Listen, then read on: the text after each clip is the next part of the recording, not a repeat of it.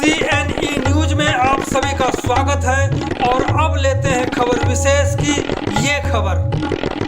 अपने हक के लिए लड़ेंगे, हम अपने हक के लिए लड़ेंगे, हम अपने हक के लिए लड़ेंगे।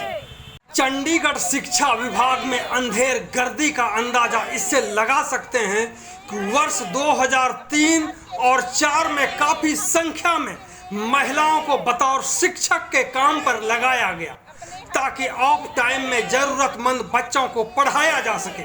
लेकिन विडंबना देखिए, इनमें से कुछ महिलाओं को नौकरी से बाहर का रास्ता दिखा दिया गया या फिर नौकरी छोड़ने के लिए मजबूर किया गया, तो कुछ को पार्ट टाइम में आया की नौकरी पर लगा दिया गया।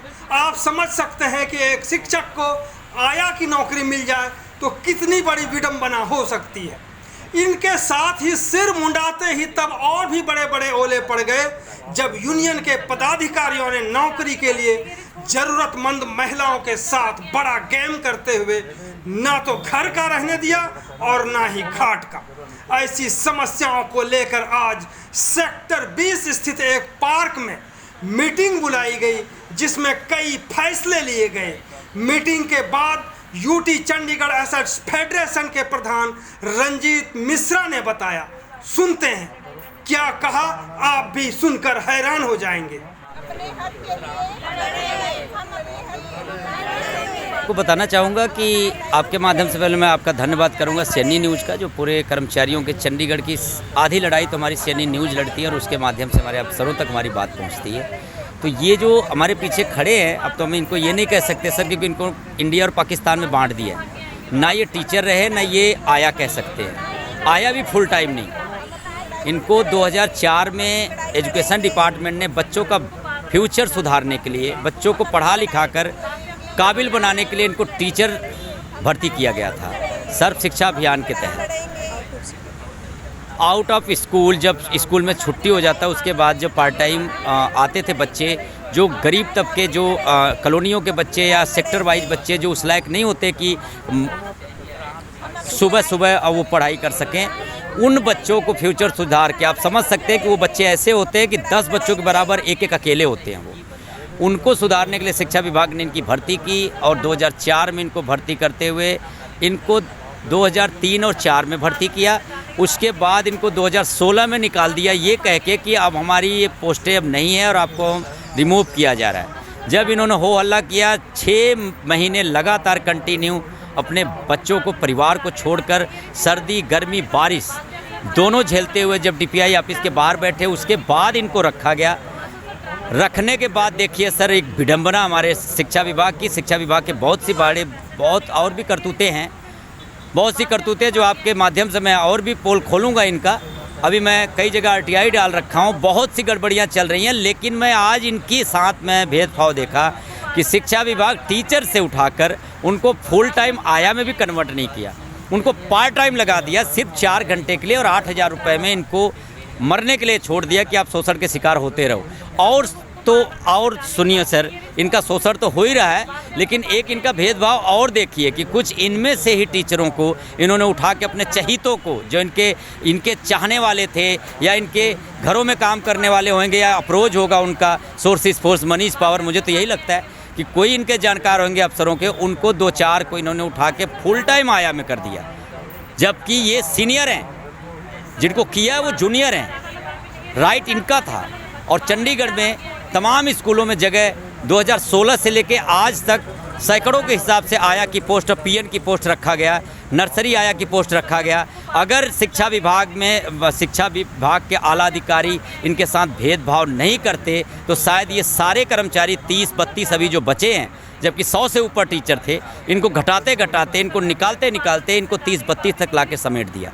इन 30-32 के लिए भी क्या शिक्षा विभाग की स्कूलों में जगह नहीं है? 116 स्कूल है, अगर वो चाहें तो हर जगह एक आया इनको एडजस्ट कर सकते हैं, फुल टाइम इनको दे सकते हैं।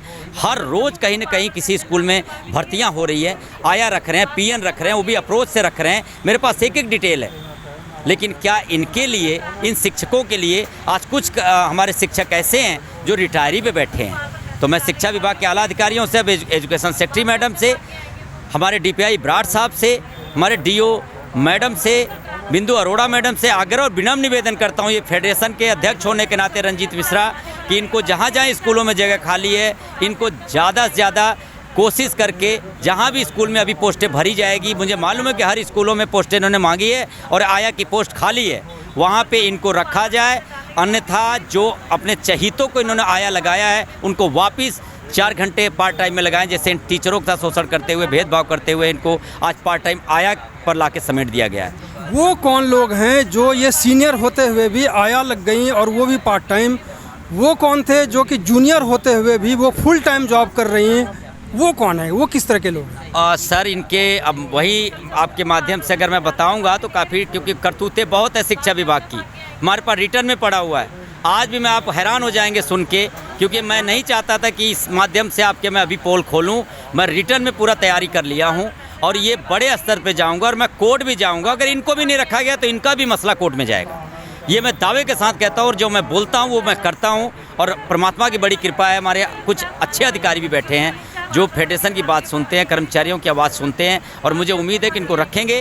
कुछ कर्मचारी तो ऐसे भी हैं सर कि 2014 के बाद डीसी रेट पे काम कर रहे हैं, कसौली रेट पे काम कर रहे हैं, इवन 2023 तक डीसी रेट में रखे गए। लेकिन 2-3 कर्मचारी हमारे ऐसे हैं जो आज भी भटक रहे हैं, इनके चक्कर काट रहे हैं, दरवाजे पे घिस गया, उनका जूते घिस गए दौड़ दौड़ के, लेकिन उनको रूल सिखाते हैं ये लोग। ये डेपुटेशन वाले खुल के अत्याचार कर रहे हैं, उनका कोई तोड़ नहीं है, उनको कोई कार्रवाई नहीं कर सकते। ये डेपुटेशन वाले मलाई वाले स्कूल में बैठे हुए हैं, अच्छे अच्छे स्कूल में बैठे हैं। हमारे चंडीगढ़ के टीचर शिक्षक जो हैं वो कॉलोनियों में भटक रहे हैं, उनका ट्रांसफ़र तक नहीं होता। बहुत सी चीज़ें हैं, मैं आपके माध्यम से अगर बताऊंगा तो बहुत लंबा हो जाएगा। सर मैं एक छोटी बात आपसे करना चाहूँगा। मैं उन सभी अपने भाइयों को, बड़े भाइयों को जो आज तक इनके साथ रह के भी इनका काम नहीं करवाए, उनसे विनती है कि कहीं ये भेदभाव ना करें, इनका साथ दें। और अब ये केस फेडरेशन के पास आ चुका है, ये लोग फेडरेशन के दरवाजे तक आ गए हैं, और फेडरेशन का एक ही नारा है, किसी के घर का चूल्हा नहीं बुझने देंगे, ना किसी की रोजी रोटी खोने देंगे। तो उसके तहत इन महिलाओं को हमारे शिक्षक तो लगा नहीं सकते, लेकिन फुल टाइम आया में हमारे अधिकारी लगाएं, और जितनी भी जगह जहाँ जहाँ खाली है उनको सबको एडजस्ट करें। और